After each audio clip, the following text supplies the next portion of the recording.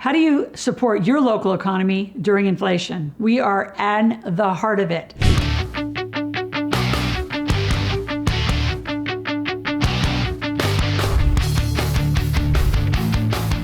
So there are several things you're going to be able to do.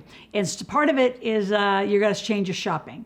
You're going to shop in a healthier way. You're going to shop in an American-made way. It's going to provide more money for you, more safety for your family. We're going to talk about how it's creating more jobs in America. So for those of you that are out in the world and listening from other parts of the world, this one's a little American-centric, but we're excited about it. And we're going to talk about the newest product called meat that is put into a very different distribution channel that, again, will change completely the health of you and your family. In addition, and I'm going to wrap it up with using better products with better ingredients, less toxicity, more organic products, American made, versus the big box stores and all that's going on there. This is going to be a good one. I'm interviewing Christian, who's an expert. He makes hundreds of thousands of dollars helping people really switch to American made and solid products that are going to totally change your checkbook. Let's give a listen to this interview. Hey, this is Loral, and I'm back with, again, a continued interview with Christian, our expert in how to beat inflation. This recession, it can speed up its ending if we all get on board together. And all of this started during the pandemic. Big box stores got to stay open. And the way you spend your time, spend your money, depends on your outcomes. So take advantage of this with your family. So our topic in our conversation really is about how do you become more involved in your local economy and really your local family, which is what you can control. So we're going to talk about how do you do that? How do you create the jobs in America? There are so many people that say they're unemployed. Those numbers are changing. We have options for that. And how do you use better products than the big box store? I mean, they just put out whatever's convenient and they make the most profit. You need to make more profit and keep more money home. So Christian, welcome back for part 3. Yeah, thank you. Thanks for shining a light on this. A lot of people, we kind of bump our way through life. So I used to be a plumber, a regular person, and all my friends are pretty, we're all not billionaires. So it's kind of funny. I observe us just kind of doing what we're supposed to do there. I see to me, it looks like there's rules for little guys. I know this isn't really a thing, but and one of them is you support the wealthy people. You buy stuff from their stores. And we see this when there's been so many studies done that show when Walmart rolls into town, here we go picking on Walmart again. When Walmart shows up, small business in a several mile radius suffers. Many go out of business in a short amount of time. And there's all kinds of reasons for this. Really, I think you could boil it down to the little guy doesn't have the same subsidies and advantages that the big guys do. And we literally cannot compete. We can't. It's not possible. The game is rigged. So I want to speak to one thing, Greg, that a lot of people don't realize, because I know and I've seen a lot of land be bought. A lot of times the way that a Walmart or a Costco or a big box store comes to town is they're giving the subsidy of paying no tax for a certain period of years, not paying land tax. They're given all sorts of, I just want to speak to the subsidies. I don't think a lot of people realize they're paid to come to town to make more profit potentially in tax revenues for the town. So you then get pummeled as a small business owner. A lot of you also don't have the marketing budgets that they can to put out ads everywhere. So there's a lot that's rigged.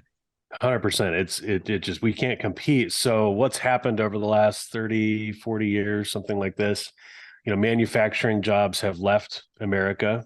There's very little manufacturing done domestically today. That was a totally different story 40, 50 years ago. So many rabbit trails. We could easily talk about this for hours. I think what I'm hoping that the viewer here can start to consider and maybe take action on, as long as all us little guys, then I think of us as the 99 percenters, we're the many, they're the few. What if we just decide one little thing? You're busy. Thank you for even watching the video for a few minutes. You're so busy, right? Could you switch where you buy your consumables? Could you do that one thing? Because if a ton of us do that, it's this I know it's boring. We're talking about like toothpaste and floor cleaner and coffee and granola bars and boring stuff, life stuff we just, you don't really think about. We buy and run out of our whole lives though, don't we? What if all of us little guys spend the rest of our life giving all that money, $100 a month or something that all of us families are giving to these guys? If we don't change, right, why would we expect anything to change? we're just continuing to support that. So the big idea here is, how about a whole ton of us unplug? Let's band together, help each other, bring jobs back to the US, support existing businesses here in the US. I have one manufacturer in particular that I love. I've sent a lot of business to over the years, and Loral, you're familiar. We both shop there. Simple factory direct shopping, super efficient, super convenient, extremely cost attractive, very competitive with the big box stores. It's easy. There's no excuse.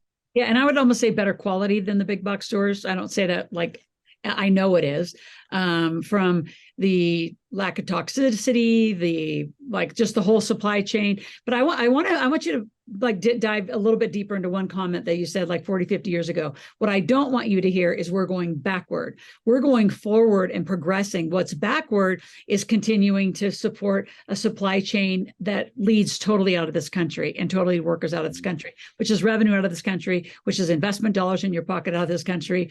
So we're not going backwards when Christian said, like we used to 40, 50 years ago. We're actually moving toward like a reset, really. Wouldn't you call it that?